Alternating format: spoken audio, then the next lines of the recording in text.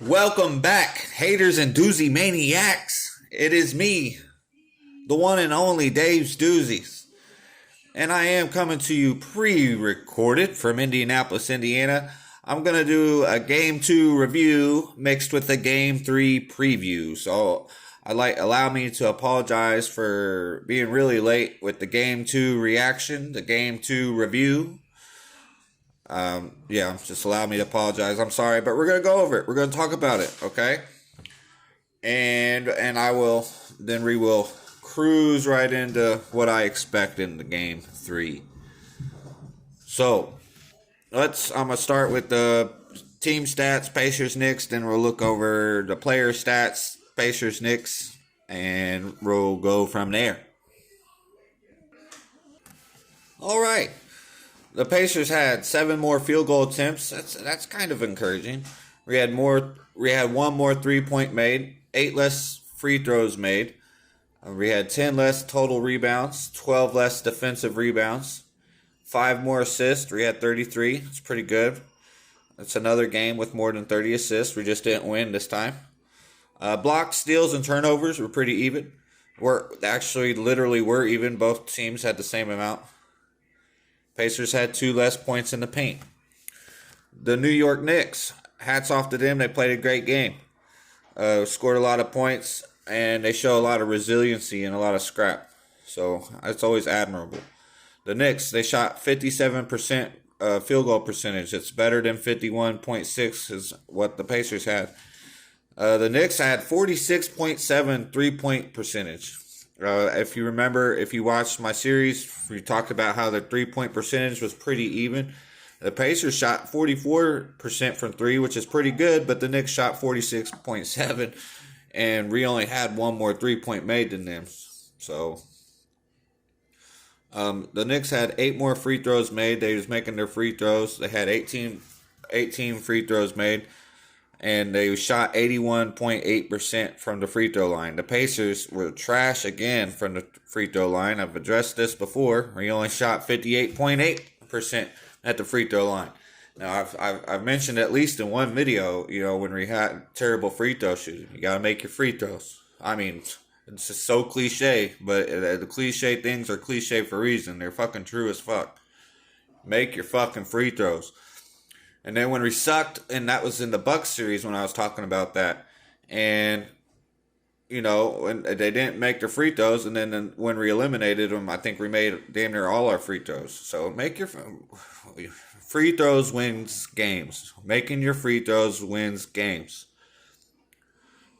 Knicks had 44 total rebounds, 32 defensive, 12 offensive rebounds. So the Knicks were just outstanding at home. Jalen Brunson got hurt in the first quarter with his foot. I thought it was his hamstring. My buddy thought it was his hand. We was both wrong. It's his foot. But he came back to save the day, had a cape on, came back out in the second half. Everybody chill. I'm back. Brunson, man, and friends. Sorry. All right, so the Pacers. Player stats. Siakam's going to need more than 14 points. We need more. Siakam hasn't scored 20 points since he went off in Milwaukee in Game 1 and Game 2 last series where he had like 35 and shit. I think Bobby Portis was started wearing him down in that series. OG and Anunoby started wearing him down in this series or something. I don't know because he ain't been getting 20 points. We need more than 14. Aaron Nesmith only had 6, but we're kind of look at him as a defensive player. He's really good from 3-point land if he can get some open looks and be a little more consistent on getting more than 15. I mean, we need more than 6. I'm just saying, like, Aaron Nesmith is, like, he's not a part of the big 3. Like, for instance, Miles Turner, he need more than 6. That's the guy. It's like, nah, bro, you need more than 6. Nesmith needs more than 6 too, but he's not a top 3 guy. Granted, we just gave him, like, a bag, though, recently. So it's like, step your game up, be consistent. It's going to be okay. Tyrese Halliburton had a 34, 9, and 6 line. We can live with that. He's not going to score 34 points on a consistent basis, so that was a good night. The commentators were saying it's a little deceptive. That's what he had for the game.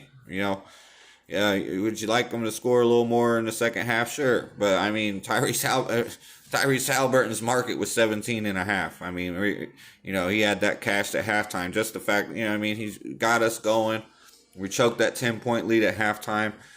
I mean, we need Miles Turner. We need Siakam to step up. I'm not trying to get mad at Halliburton because he didn't drop 40. You know what I mean? Like, that's not his game. Maybe we'd like to see a few more assists, but you need your teammates to make the ball to finish make the shot to finish the assist.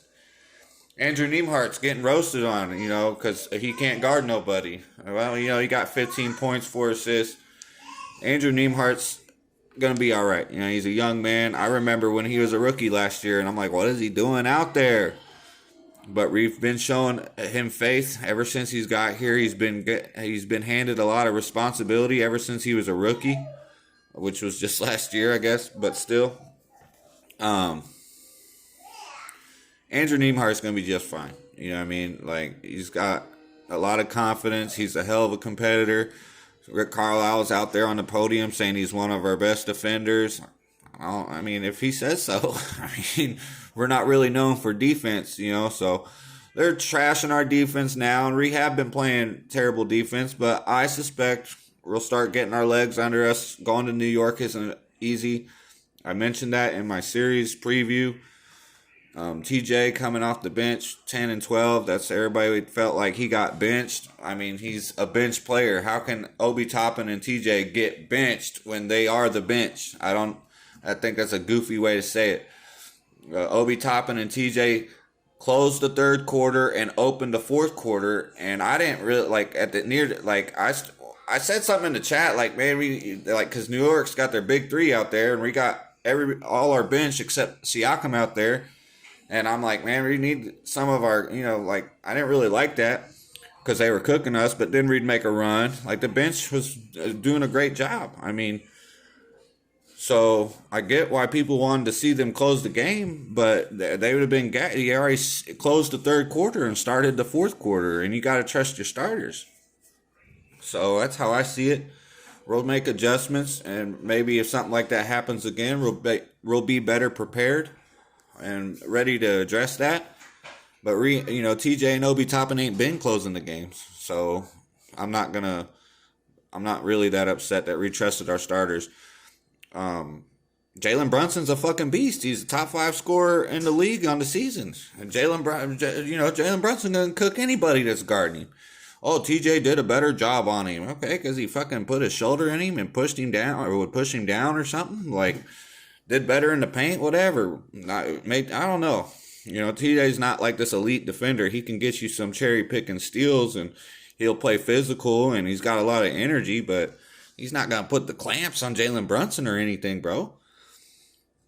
And TJ he gets maxed out. He plays with so much energy, so they got to watch his minutes. Like, TJ can't play with the energy that he plays with for 35 minutes. He can't do that. We maximize TJ's energy. That's why he's so great. Ben Shepherd with 11 points off the bench. We talked about Obi Toppin, 20. I was kind of hard on Isaiah Jackson a few videos ago. He's been doing okay. Josh Hart for the Knicks. We're going towards the Knicks, 19 and 15. Josh Hart's playing great. OG Anunoby had 28, was playing magnificent when Jalen Brunson was out in the second quarter. Really carried them until he got hurt. Isaiah Hartenstein, 14 and 12, doing a great job crashing the offensive rebounds. Dante's been clutch, got 28 points. Brunson had 29 and 32. Precious had 8 and 28. McBride, where's he at? OG injury, that's huge. What happens with OG is huge. Knicks depth, where you at? Brunson, man, and friends. Can they carry that to the road? Can they take that to Indy? Rick Carlisle calling out the rest. Desperate times call for desperate measures. We got to stick up for ourselves. Did I talk about TJ getting benched? Yes, I did. At Indy, revved up. What do I expect in Game 3? I expect us to fucking run the Knicks off the court. OG ain't playing. Reality check. Reality about to hit in. We ain't in New York no more. We in Indy now. It's revved up. We're tying the series 2-2. Going back to New York in Game 5. Just like I said in my series preview video. Believe that. Dave's Doozies.